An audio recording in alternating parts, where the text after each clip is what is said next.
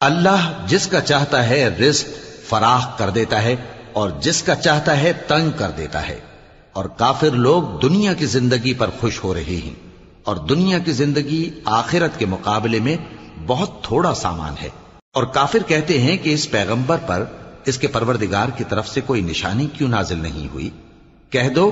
کہ اللہ جسے چاہتا ہے گمراہ کرتا ہے، اور جو اس کی طرف رجوع ہوتا ہے اس کو اپنی طرف کا رستہ دکھاتا ہے، یعنی ان کو جو ایمان لاتے اور جن کے دل اللہ کی یاد سے آرام پاتے ہیں ان کو۔ اور سن رکھو کہ اللہ کی یاد سے ہی دل آرام پاتے ہیں۔ جو لوگ ایمان لائے اور عمل نیک کیے ان کے لیے خوشحالی اور عمدہ ٹھکانہ ہے۔ جس طرح ہم پہلے پیغمبر بھیجتے رہے ہیں اسی طرح اے نبی ہم نے تم کو اس امت میں جس سے پہلے بہت سی امتیں گزر چکی ہیں بھیجا ہے، تاکہ تم ان کو وہ کتاب جو ہم نے